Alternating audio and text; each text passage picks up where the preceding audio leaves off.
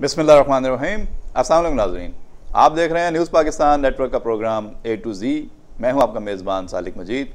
आज हम बात करेंगे साजिद अजीज़ साहब से, सीनियर सहाफ़ी तज़किया निगार हमारे साथ मौजूद हैं। आज एक ही मौजू है, कुलभूषण जाधव का आलमी अदालत इंसाफ में आने वाला फ़ैसला। इंडिया ये केस लेकर गया था और पाकिस्तान ने जुरिसडिक्शन पर एतराज़ किया था और इंडियन दरख्वास्त मुस्तरद करने की इस्तदा की थी।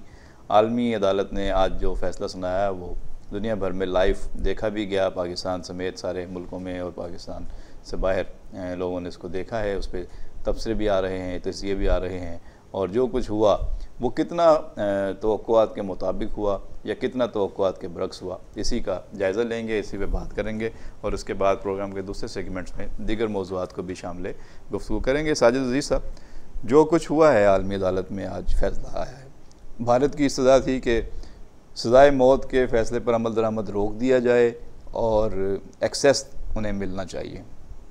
जो भारत का मौक़िफ़ था उस पर पाकिस्तान की तरफ से एतराज़ात उठाए गए थे और आलमी अदालत ने वो सारे कानूनी पहलू सामने रखे और पाकिस्तान का ये एतराज़ तो मुस्तरद कर दिया कि आलमी अदालत का दायरा कार महदूद है और वो वियना कन्वेंशन के हवाले से इस दरख्वास्त को ज़ेर समाअत नहीं ला सकता और जासूसों का मामला जो है वो वियना कन्वेंशन से अलग रखना चाहिए।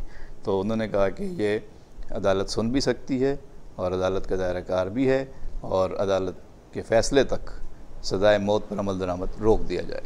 तो किस तरह देखते हैं आप इस फ़ैसले को? कितना ये आपकी तवक्कुआत के मुताबिक आया है? कितना आप इससे सरप्राइज़ हुए हैं या कितना आप समझते हैं कि ये कानूनी जो नुकात में उठाए गए थे अदालत के सामने, उनको सामने रख कर इसी तरह का ही कोई फ़ैसला आ सकता था?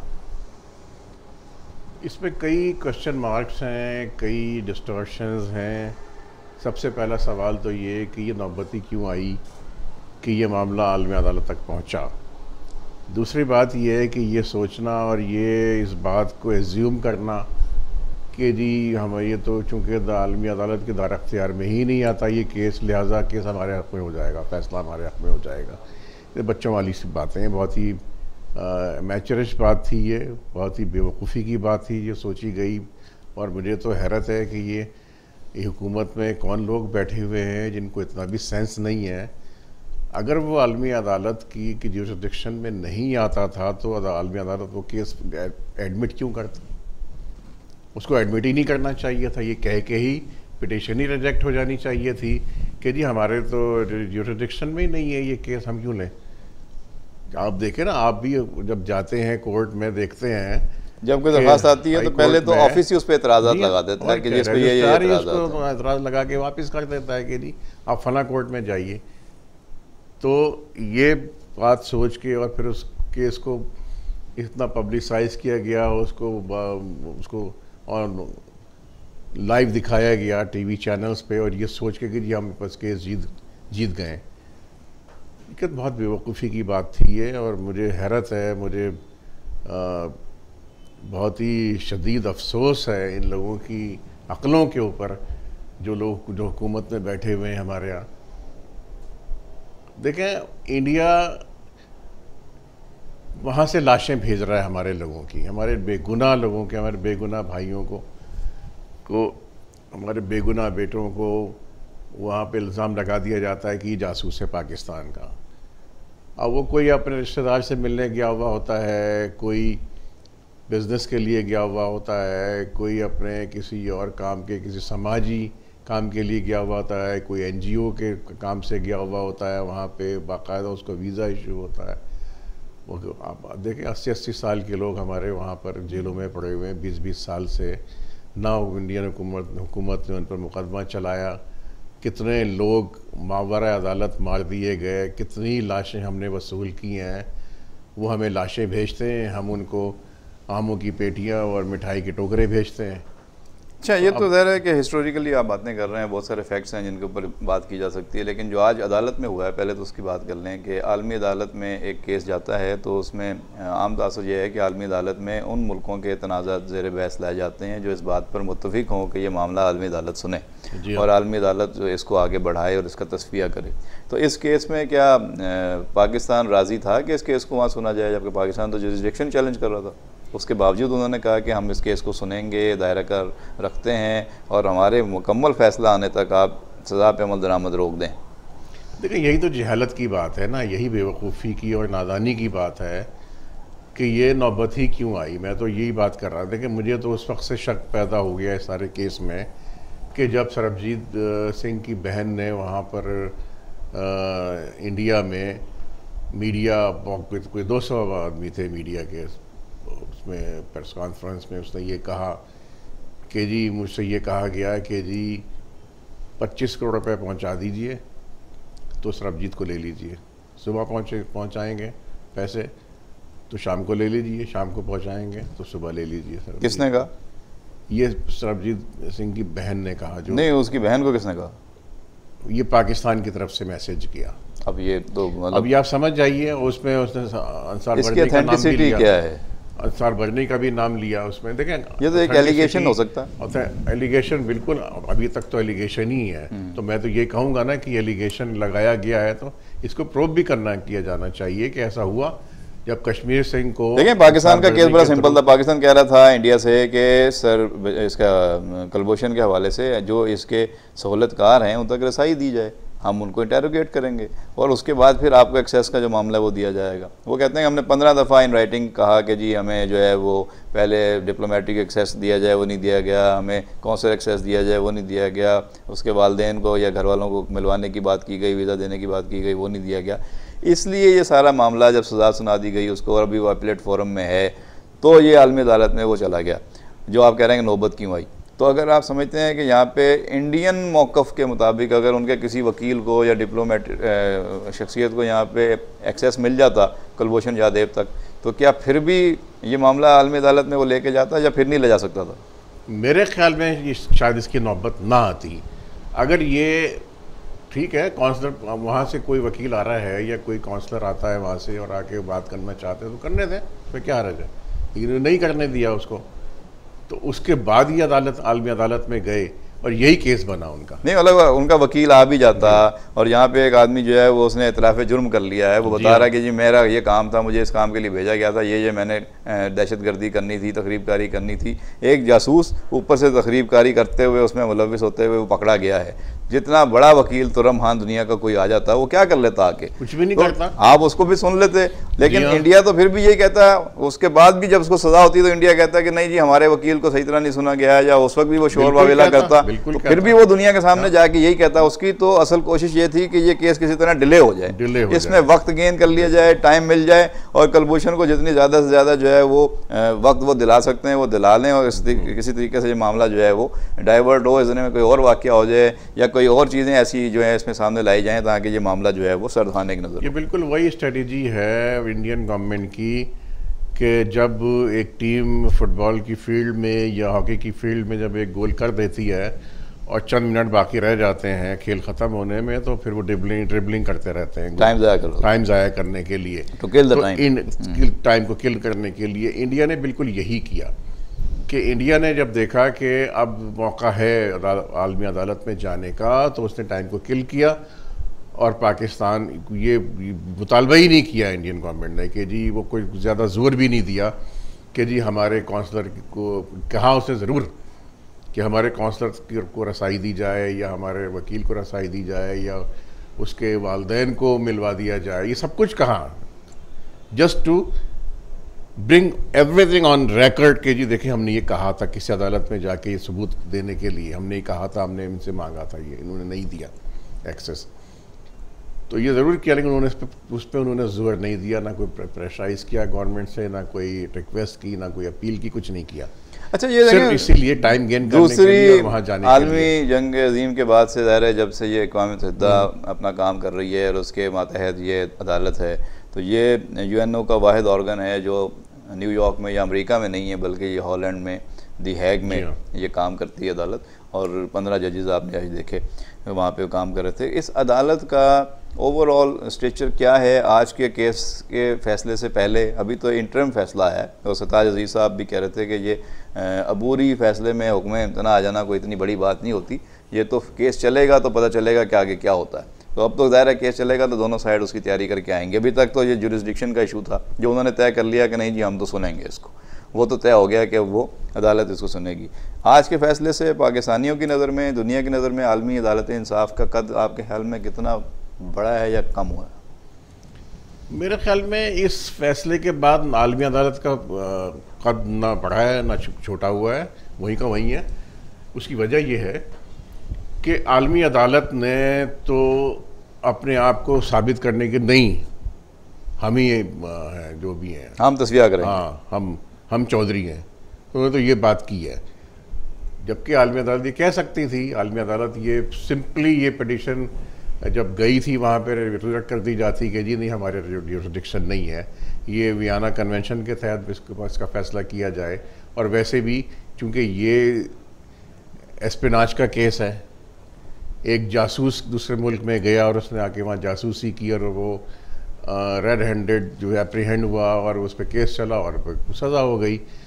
तो इसमें ये भी कह सकते थे हमारे वकील आई, पता नहीं किसको वकील को भेजा वहाँ पर अदालत में। वो तो चल रहा है कि जी 90 मिनट दिए गए थे। शहरी रहमान साहिबा ने कहा कि जी 90 मिनट थे इनके पास दलाइल देने के लिए, इन्होंने वो पूरे कंज्यूम ही नहीं किए, 50 मिनट में दलाइल देके खामोश हो गए। तो उन्होंने जानबूझ के, मुझे तो इसमें भी साजिश की बू आती है कि इन्होंने एक इंतहाई नाअहल वकील भेजा वहाँ पर, जानबूझ के भेजा गया वकील कि जी वो केस हार जाए, वहाँ जाके दलाइल ना दे सके और ना जाके वो तरीके से बात कर सके।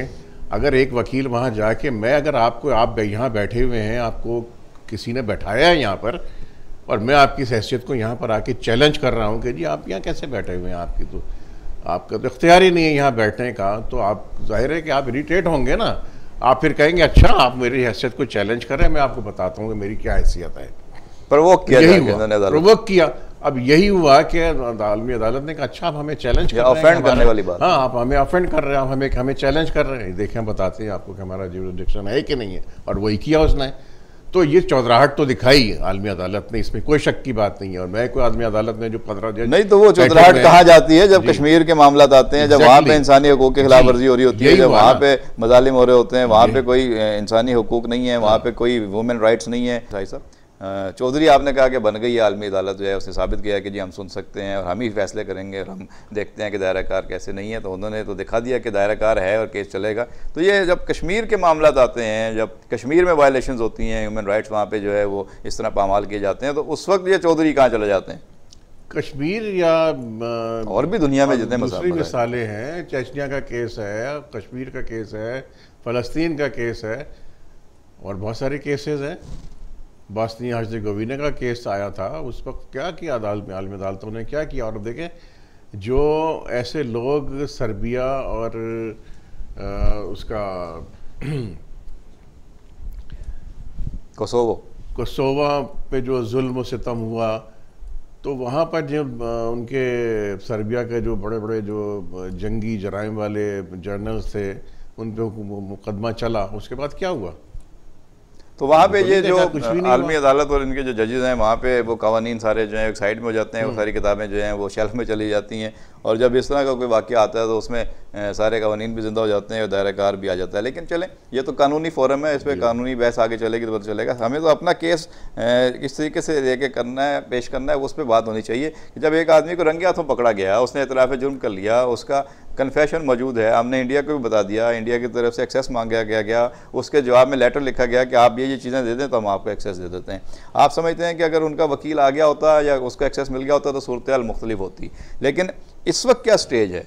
इस वक्त एपेलेट फोरम में मामला है। अब ये नहीं पता, आज भी अदालत में कहा गया कि जो एपेलेट फोरम है उसमें 40 दिन का टाइम है, सजाए मौत के ख़िलाफ़ वो अपील कर सकता है। उसमें शायद 2 स्टार जनरल, या इंडिया कहता है कि 2 स्टार जनरल जो है वो उसको हेड करेगा, पाकिस्तान ने उसको वाज़े करना है। तो अभी पोजीशन क्या है? आपको लगता है कि अब ये लंबा मामला रुक गया, सजाए मौत पे अमल दरामद रुक गया और ये केस लंबा चलेगा आलमी अदालत में, या जल्दी फैसला हो सकता है? जी बिल्कुल रुक गया। मैं तो आपको ये बता रहा हूँ कि जब मैंने सरबजीत सिंह की बहन का वो स्टेटमेंट सुना, वो क्लिप देखा, उसके बाद से मेरे दिमाग में, मेरे उसमें यही बात कुल बुला रही थी कि अब यही कुछ ऐसा ही कुछ होने वाला है कि ये केस जाएगा आलमी अदालत में। और इनकी वो जिंदल साहब जो आए थे, उन्होंने आके जो सज्जन जिंदल जो आए थे, उन्होंने आके जो खुसर करके गए हैं वज़ीर आज़म साहब से हमारे, उसमें वो कोई आम की किस्में पूछने नहीं आए थे वो, या कोई मिठाइयाँ खाने नहीं आए थे वो, यही चीज़ें डिस्कस बताया। तो वो कारोबारी दोस्त के सीट से आए थे। जी हाँ। वो यही सब वो डिप्लोमेटिक मिशन था उनका, और ये सब चीज़ें तय करने आए थे वो। और उनसे फिर मुझे तो ये लगता है अब जो आगे केस चल रहे हैं, तो आप क्या समझते हैं कि पाकिस्तान को वकील तगड़े करने चाहिए? कोई यहाँ पे जो वकील नजर आ रहे हैं, जो बंदे गए हैं वहाँ पे यूएई से और साउथ एशियन डेस्क से, मैं वही कह रहा हूँ इस काबिल नहीं। ये मुलाकात जो हुई सज्जन जंदाल से और जो इन लोगों से जो कुछ भी हुआ उसके बाद, तो मुझे यकीन था कि पाकिस्तानी हुकूमत बहुत ही कोई टूटा फूटा, कोई बहुत ही ढीला ढाला सा वकील भेजेगी ताकि पाकिस्तान के अगेंस्ट स्टे हो जाए और ये प्रोलॉन्ग कर जाए ये केस, और इतना प्रोलॉन्ग हो जाए, इतना प्रोलॉन्ग हो जाए कि वो सजाए मौत की नौबत ही ना आए। तो आप पाकिस्तान की कोशिश क्या होनी चाहिए? इस केस को जल्दी वाइंड अप कराएं, इस केस को जल्दी से वहाँ किसी फैसले तक लेके जाएं, या इसको लंबा करें? मुझे तो पाकिस्तानी हुकूमत का रवैया पॉजिटिव दिखाई नहीं दे रहा, कहीं भी दिखाई नहीं दे रहा। अगर जब आर्मी चीफ ने उसकी सजाए मौत पर दस्तखत कर दिए थे तो उसका मुजामा क्यों नहीं पहनाया गया? ये एपलेट फोरम है ना, उसके बाद एक एपलेट फोरम है, उसमें कोई टाइम होता है। ये बताइए, यही तो दो एक्सट्रीम है, देखिए ना, यही दो एक्सट्रीम है। आप तो जुर्म साबित हो जाता है, सब कुछ दुनिया देख रही होती है अपनी आंखों से कि एक आदमी रंगे हाथों पकड़ा जाता है, वो उससे मुकदमा चलता है, सब कुछ होता है। जब तक मुकदमा चल रहा होता है उस वक्त तक तो भारतीय हुकूमत को खामोश बैठी रहती है, इत्मीनान से बैठी रहती है कि ठीक है चलने दो जो भी है। जब साबित हो जाता है, सज़ा हो जाती है, उसके बाद फिर किस बात की देर है भाई? फिर आप उसमें सजा। अच्छा, माजी में जिन पे सजाएं हुई थी, जो सजाएं काट रहे थे, कश्मीर सिंह जैसे जासूस और बाकी जो इनके मुलजमान थे, उनको भी तो फिर रिहा किया गया ना, इतने वर्षों बाद उनको भी छोड़ दिया गया। तो जो लोग एक समझ रहे हैं कि भाई ये भी काफ़ी अरसे तक यहाँ कैद में पड़े रहेगा और इसके बदले पाकिस्तान के कैदी वहाँ पे पड़े रहेंगे, तो बाद में कहीं किसी स्टेज पे जाके फिर कैदियों का तबादला होगा, इनको छोड़ दिया जाएगा। कश्मीर सिंह को आपने रिहा किया, हमने तो जिंदा सलामत भेजा, उसके बदले कितने लोग आए? आपने तो उसको हार फूल पहना के, मिठाई की टोकरियां दे के, तोहफे तहफ दे के भेजा, और उसने वहाँ जाके पाकिस्तानी कौम का मजाक उड़ाया, अंसार बढ़ने का मजाक उड़ाया, और ये कहा कि नहीं मैं कोई मुसलमान नहीं हुआ, ना मैंने कोई, मैं आज भी भारतीय हुकूमत का वफादार हूँ, मैं आज भी भारतीय उसमें सर्विस में हूँ और मैं जासूस हूँ, सब कुछ जाके उसने वहाँ कहा। मुझे ये बताइए, ये दुनिया को नजर नहीं आती सारी बातें कि भाई पाकिस्तान का गेस्चर क्या है और इंडिया का जो है वो असल चेहरा क्या है? कुछ सही कहा आपने कि दुनिया को सब नजर आता है, लेकिन दुनिया क्यों खुद से क्यों ये बात को इनिशिएटिव लेके जी वो क्यों उसको कोई आपसे क्या हमदर्दी है दुनिया को? क्योंकि आपने ऐसी क्या चीज़ शो की है, आपने ऐसा क्या रोल प्ले किया है, या आपने ऐसा क्या कैरेक्टर शो किया है कि दुनिया आपसे हमदर्दी करे? वही तो मैं कह रहा हूँ कि आप मेरी बात सुने कि भारतीय हुकूमत आपके बेगुनाह लोगों पे मुकदमा चलाए बगैर मार देती है और कहती है लो जी अपना आदमी ये जासूस था, हमने इसको मार दिया, सज़ा दे दी। दुनिया में कहीं कुछ नहीं होता, आपकी हुकूमत भी खामोशी से लाश वसूल कर लेती है, आप कभी नहीं जाते। ये देखें, ये दो एक्सट्रीम है, लेकिन ये कैरेक्टर, ये भारतीय हुकूमत का कैरेक्टर। ये सारी बातें जो है मुख्तलिफ हुकूमतों के अदवार की हैं। ये नहीं है कि जी आज ये हुकूमत है और बरसा बरसे यही हुकूमत थी और इसके दौर में सारे वाक़यात हुए हैं। इससे पहले किसी और सियासी हुकूमत में और उससे पहले किसी और फौजी हुकूमत में या सियासी और गैर सियासी हुकूमतों के अदवार में ये वाक़यात होते रहे हैं। ये कश्मीर सिंह जो है ये किसी और हुकूमत में छोड़ दिया गया था, किसी और ज़माने में वहाँ से लाशें आई थी, तो ये सारे मुख्तलिफ अदवार में हुआ है। तो क्या हमारी कोई हुकूमत इस काबिल नहीं थी कि दुनिया के सामने सही केस पेश कर? मेरे ख्याल में तो बात सही है आपकी, ऐसा ही है, ऐसा ही है। मुझे तो जितने भी लियाकत अली ख़ान के बाद से जितने भी रूलर्स आए, जितने भी वज़राए आज़म और जितने भी सदूर आए इस मुल्क में, मुझे तो एक दो के अलावा कोई भी। आज जब ये फैसला आ रहा था तो स्क्रीन पे देखने वाले लोग बैठे थे, उन्होंने कहा कि फिर डॉक्टर आफिया का केस क्यों नहीं पाकिस्तान लेके जाता आलमी अदालत में, वहाँ पे अमेरिका को क्यों नहीं कटहरे में लेके आता, वहाँ पे यही आलमी अदालत क्यों नहीं फैसला देती? यही बात मैं आपके सामने यही बात अर्ज कर रहा हूँ कि भारतीय हुकूमत, भारतीयों का कोई एक आदमी भी यहाँ पर गिरफ्तार होता है, उससे मुकदमा चलता है, उस पर सारी चीज़ें साबित हो जाती हैं, फिर भी वो आखिर तक भारतीय हुकूमत लड़ती है, इंडियन लड़ते हैं आखिर तक उसको बचाने के लिए। और आपके बेगुनाह वहाँ पे मारे जा रहे हैं, आपके कान में जूनी रिंग थी, आप पूछते भी नहीं है कि ठीक है आफिया सिद्दीकी का यही केस है तो ना। ये रियासत की और हुकूमत की कमजोरी है ना, सामने नजर आ रहे हैं केसेस के। आपके शहरी जो है किसी भी हुकूमत में अगर कैदी बने हुए हैं, किसी भी मुल्क में कैदी बने हुए हैं, कमजोरी नहीं है, ये बदनीयती है, ये मुनाफकत है। इलाज क्या? ये मुनाफकत है। ये ऐसे ऐसे ऐसे हुक्मरानों का क्या इलाज है? इनको फांसियों पे चढ़ाना चाहिए। दूसरे मुल्कों के लोग आके छुड़ा के ले जाते हैं, यहाँ से रेमंड डेविस को वो छुड़ा के लेके गए, किस तरह लेके गए? साफ उन्होंने यहाँ से 2 बंदे उसने कत्ल किए यहाँ पे आपके मुल्क में, और वो किसास दियत हो गया। आपने मेरे मुल्क की बात छीन ली। मैं तो यही कहने जा रहा हूँ कि ये अल्लाह ना करे कि ये भी रेमंड डेविस ऐसा केस ही होगा दूसरा। ये कुलभूषण यादव वाला भी इक्वेटल हो सकता है। इक्विटल हो ना हो, किसी तरह भी अब तो सजाए मौत हुई है। सजाए मौत से वो बच जाएगा। चलो ये भी लिख लें आप नहीं है, ये तो सजाए मौत से बच जाएगा। लोग इसको नहीं मानेंगे। कोई एक केस सामने नजर आ रहा है, एक बंदे ने कन्फेशन किया है, उसने खुद बताया क्या क्या उसके साथ हुआ है, और उसके कश्मीर सिंह यहाँ से रिहा होकर चला गया हार फूल पहन के। और देखिए, माफ कर देना अलग बात है, वो तो माफ करने अलग बात है आप। लेकिन गद्दार को देखें, मैं तो गद्दार को, किसी मुल्क की जासूस को दुनिया के किसी भी कानून में माफी की गुंजाइश नहीं है। कानूनी तौर पे तो माफी की गुंजाइश नहीं है, लेकिन नहीं है। देखें, यही फ़र्क है इस्लामी मुल्कों में, मुआशरों में, और गैर इस्लामी मुल्कों में और उन मुआशरों में, कि इस्लाम में जो है वो बहुत बड़े बड़े जो गुनाहगार थे, जो कैदी थे, जो मुख्तलिफ हैं, उनको रिवायत है कि उनको भी छोड़ दिया गया, माफ़ कर दिया गया। नहीं, लेकिन ऐसा नहीं है। मिसालें देखें, सलाउद्दीन अय्यूबी की सबसे बड़ी मिसाल है, क्योंकि सलाउद्दीन अय्यूबी के दौर में सलाउद्दीन अय्यूबी ने अपनी उम्र का एक बहुत तवील अरसा घोड़े की पीठ पर गुजारा, जंगें लड़ते हुए।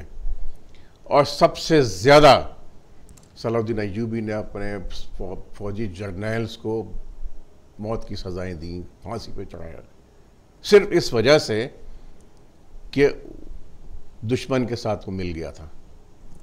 दुश्मन के साथ उसने, दुश्मन से कोई फ़ायदा उठाया, दुश्मनों ने, यानी कि जो वो तो गद्दारी एलाइड फोर्सेस का जो वो था इंटेलिजेंस चीफ हरमन हर्जोग, जो जर्मन था, जो दिमाग था उस वक्त वहाँ पर उनके एलाइड फोर्सेस का, एलाइड उसमें, और वो इंटेलिजेंस करता था और पाकिस्तान की फ़ौज में वो डालता था। पाकिस्तान नहीं, उस वक्त सॉरी, मुसलमानों की फ़ौज में, सलाउद्दीन अय्यूबी की फ़ौज में, जब वो इस तरह से गद्दार पैदा करता था, खूबसूरत ख़वातीन बेच के, शराब और पैसे और अशरफियाँ, सोना बेच के, जब वो इस तरह से वो करता था। और बहुत वो तो सलाउद्दीन अय्यूबी ने एक दिन तकरीबन सलाउद्दीन अय्यूबी ने रोते हुए ये कहा कि मैं कब तक अपने कीमती लोगों को फांसी पर चढ़ाता रहूंगा। ये हिस्ट्री है, और हिस्ट्री से बहुत सारे हुक्मरान और बहुत सारी हुकूमतें जो हैं वो सीखती हैं। अगर नहीं सीखती हैं तो फिर जाहिर है कि वो नुकसान उठाती हैं। और जिस तरह के मुसलमान ने जब भी, जहाँ भी, कहीं भी किसी मुसलमान हुकूमत ने या किसी मुसलमान ने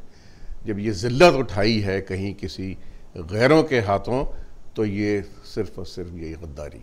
हाँ, लेकिन आप कह रहे थे कि सजा दी जाती है, फिर उनको ये छोड़ा नहीं जाता, जो भी इस तरह के वाक़यात होते हैं। तो गद्दारी अलग चीज़ है। यहाँ पे तो दूसरे मुल्क का या दूसरे मजहब का बंदा आया हुआ है, उसको अगर आप सजा साबित हो जाती है। जब सलाउद्दीन अय्यूबी जैसा जर्नैल अपने एक बहुत ही अपने हाथों से तरबियत किया हुआ, जिससे वो दिलो जान से मोहब्बत करता है, उसको फांसी पे चढ़ा रहा है, उसको गला काट रहा है। ये बताएं, आज गद्दारी पे आज के फैसले के बाद क्या हम इनको माफ कर देंगे? अच्छा नहीं, आज के फैसले के बाद यहाँ पे जो कुलभूषण का नेटवर्क है या इस तरह के जो और नेटवर्क होंगे, तो उनके लोगों को क्या मजीद शय मिलेगी कि यहाँ पे जो मर्जी करो और यहाँ से जो है वो फिर हमारी हुकूमत आके बचा लेगी हमें आलमी अदालत के जरिए जाके? फिर एक नहीं, सैकड़ों कुलभूषण यादव आएंगे इस मुल्क के अंदर और सीना तान के आएंगे और कहेंगे। देखिए, कानूनी मुशीर, कानूनी जो माहिरीन हैं वो तो ये कह रहे हैं कि आलमी अदालत का फैसला जो भी अपनी जगह हो, ये कोई बाइंडिंग थोड़ी है,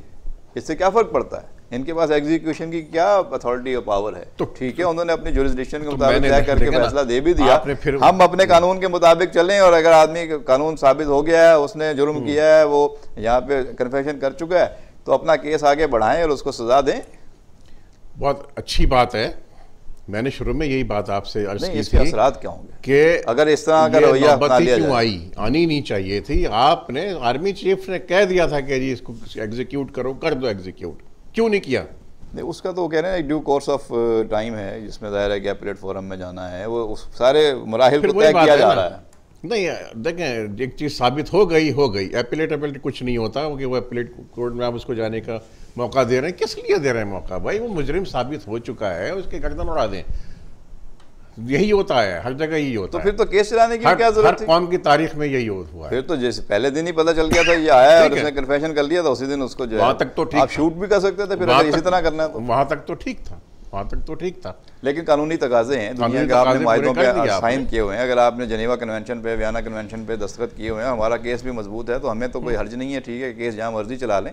इन दी एंड तो केस का फैसला यही आना है जो हमारी अदालत में आया है। दुनिया के किसी भी, दुनिया के कहीं भी किसी गैर महज़िब कौम के भी तारीख में भी उठा के देख लें, एस्पिनाज के केस में कभी माफ़ी नहीं। साजिद, ये सब किस तरह देखते हैं आप? 65 मुल्कों के साथ चीन जो है वो अपनी करेंसी भी डेवलप करने जा रहा है, अपने रास्ते भी बढ़ा रहा है, और वो अमेरिका के सामने अब एक सुपर पावर के तौर पे खड़ा होता वह नज़र आ रहा है कि वो सारे मुल्कों को अपने पैसे के ज़रिए समरात के तकसीम में शामिल करना चाह रहा है, और बिलाखिर वो अपना कंट्रोल संभालना चाह रहा है। चीन की जो स्ट्रेटजी है और जो डिप्लोमेसी है और जो उसकी प्लानिंग्स हैं, वो आप देखें पूरी दुनिया से बिल्कुल जुदा हैं, बिल्कुल अलग हैं। और चीन बहुत ही होशियारी और बहुत ही समझदारी के साथ वो अपने प्लान्स पे अमल दरामद कर रहे हैं। चीनी अमेरिका जो है वो पता नहीं दुनिया के फड्डों में इधर उधर फंसा हुआ है, वो तो दुनिया में जाए जंगें करवाता है और फिर उन जंगों को समेटता है और फला करवा दिया, अजीब बखेड़ों में घिरा हुआ है, और उसकी सज़ा जो है वो बेचारी अमरीकी जो अवाम है उसको भुगतना पड़ती है। सीधे सीधे आप चलें, अपनी सीधी पॉलिसी लेके चलें, तो अवाम जो है जो पिस रही है, आपको ना हम तो यही समझ रहे हैं ना, दुनिया तो यही समझती है कि जी अमेरिकन अवाम बड़ी खुश है और बहुत मज़े में है और बहुत ही अय्याशी और पुरताइश ज़िंदगी गुजार रहे हैं अमेरिका। ऐसा कुछ भी नहीं है, मैं अभी देख कर आया हूँ। अमेरिकन को पब्लिक जो उसी तरह पिस रही है। उसके पास अमेरिकन जो अवाम है उनमें मेजॉरिटी ऐसी हैं जिनके पास महीने के आखिर में $2 नहीं होते कि वो कार में पेट्रोल डलवा लें अपने। अक्सर तो डिफ़ॉल्ट ही कर रहे होते हैं, वो अपने क्रेडिट कार्ड की पेमेंट नहीं कर।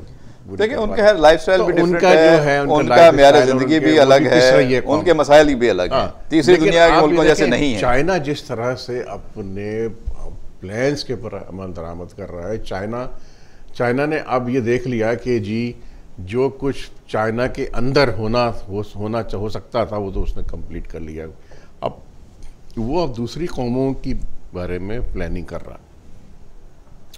चाइना का जो अल्टीमेट मंसूबा है वो ये है कि वो तमाम नेशंस, वो तमाम कंट्रीज़ जो कि उसके टारगेट में हैं उनको कैप्चर करना, उनकी इकॉनमी को कैप्चर करना, और इस पर वो आहिस्ता आहिस्ता अमल दरामद कर रहा है।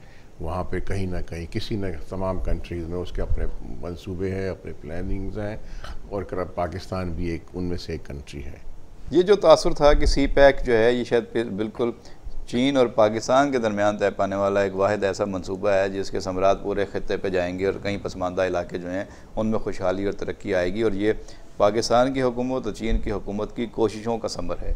लेकिन अब ओबोर से तो ये अंदाज़ा होता है कि ये चीन का कोई मास्टर प्लान है जो आज से नहीं है, बल्कि कई बरस पहले से उसका प्लान था जो अब एग्जीक्यूट होने जा रहा है। और एक रूट नहीं है जो पाकिस्तान से गुजरेगा, बल्कि वो 6 मुख्तलिफ रूट्स हैं, और उसमें से एक समुद्री रास्ता भी जिसको डेवलप कर रहा है। तो ये तो बुनियादी तौर पर चीन का एक विजन है।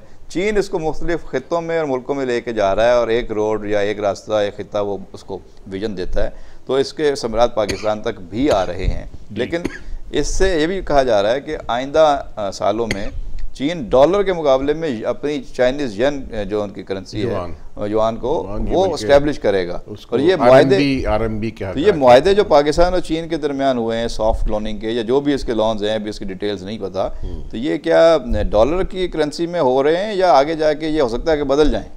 बिल्कुल हो सकता है, बिल्कुल इस बात का इम्कान मौजूद है।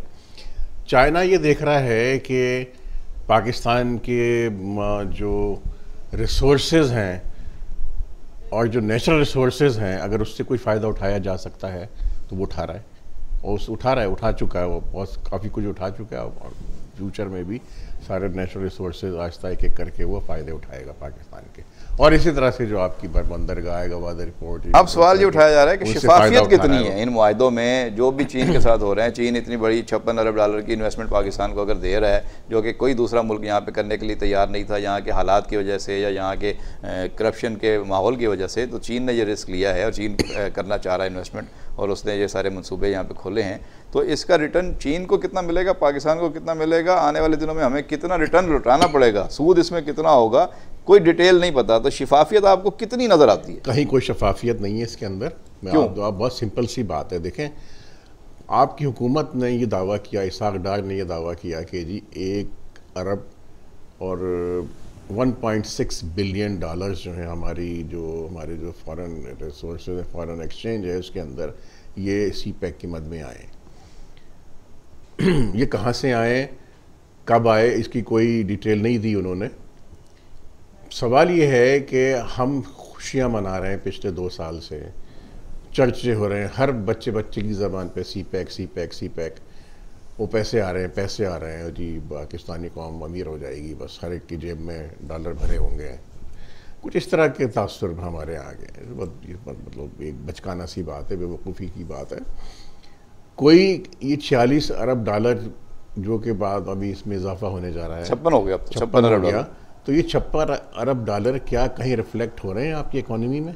कहीं भी नहीं है, किसी जगह नहीं है। और वो जो डार साहब ने बहुत ही बज़ों में ख़ुद जो उन्होंने ये दावा किया कि जी 1.6 बिलियन आए हैं, वो भी कहीं रिफ्लेक्ट नहीं हो रहे।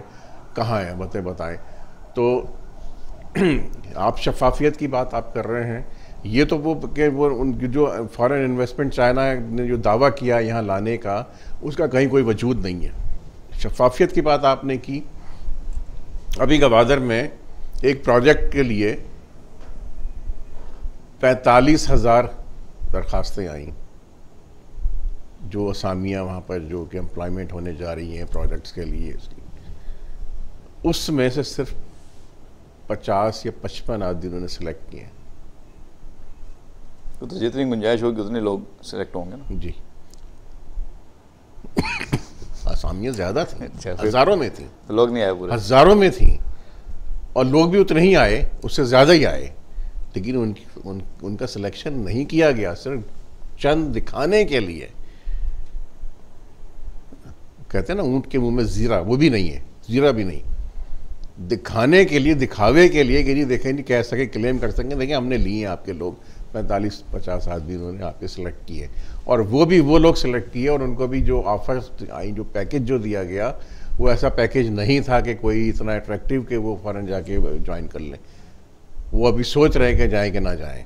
अच्छा, अब ये जो कहा जा रहा है कि एक इन्हीं ट्रॉलर ड्राइवर ने कहा, वो ट्रॉलर चलाता है, एक मोटर बोट चलाता है वहाँ पर ग्वादर में, उसने ये कहा कि जी मुझे ऑफ़र आई है इसकी मोटर बोट चलाने की, ऑपरेट करने की, तो जो तनख्वाह मुझे ऑफ़र की गई वो उससे तकरीबन कोई 45% तनख्वाह वो कम है जो चाइना ने ऑफ़र की, चाइनीज़ कंपनी ने ऑफ़र की, जो जिसको मैं ऑलरेडी ले रहा हूँ यहाँ। अच्छा, मतलब वो भी उसमें भी जो है वो लोगों को कोई फ़ायदा नहीं है जी।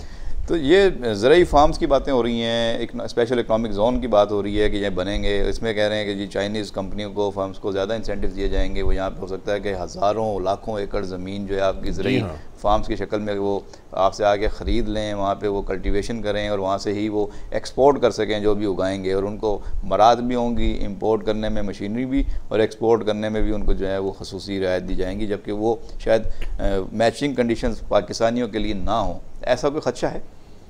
देखिए, जितने भी इकनॉमिक जोन्स बन रहे हैं CPEC के, उसमें एम्बिट में जो CPEC की उसमें हदूद में आएंगे, वो सारे के सारे उसमें जो टैक्स हॉलीडेज़ दी गई हैं 20-20 साल की, 30-30 साल की, वो सारी की सारी चाइनीज़ कंपनीज़ को दी गई हैं। उनमें जो शॉर्ट टर्म लॉन्ग टर्म जो भी लोन्स की ऑफर की गई है, के लिए होंगी ना, कोई भी इन्वेस्ट कर सकता है? चाइनीज़ नहीं, सिर्फ चाइनीज़।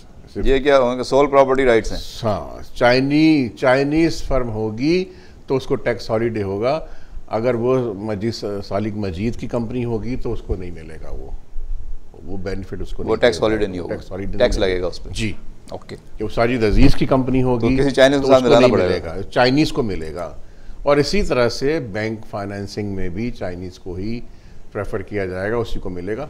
यानी ये अदरवाइज है, जैसे सऊदी अरब में या दुबई में होता था कि पहले लोकल बंदे को साथ मिलाओगे तो आपको जो है फायदा होगा, कारोबार करने की इजाजत मिलेगी। यहाँ अदरवाइज हो गया, ऐसा कुछ नहीं है। यहाँ चाइनीज के साथ मिलाना पड़ेगा। और चाइनीज आपको अपने साथ मिलाएगा ना, लेकिन वो भी नहीं मिला रहा आपको अपने साथ, उसे जरूरत ही नहीं है, वो तो मैं खुद ही कर रहा हूँ उसके पास। अच्छा ये बताएं, टेक्नोलॉजी में वो आगे है, जब वो नई टेक्नोलॉजी यहाँ पे पाकिस्तान में लाएगा, हम इसी ज़मीन से इतनी फसल हासिल नहीं कर पा रहे, इतना फ़ायदा नहीं उठा पा रहे जो हमें हासिल करना चाहिए, सिर्फ इसलिए कि हमारे पास टेक्नोलॉजी नहीं है या हम उतनी मेहनत नहीं कर रहे या हमारे पास वो बीज नहीं है। वो लेके आएगा अच्छे बीज, अच्छी टेक्नोलॉजी, अच्छी कल्टीवेशन करेगा, इसी ज़मीन से ज़्यादा टन जो है वो फसलें निकलेंगी, तो फ़ायदा जो है पाकिस्तानियों को भी उस टेक्नोलॉजी को बिलाखर मिलेगा या नहीं मिलेगा?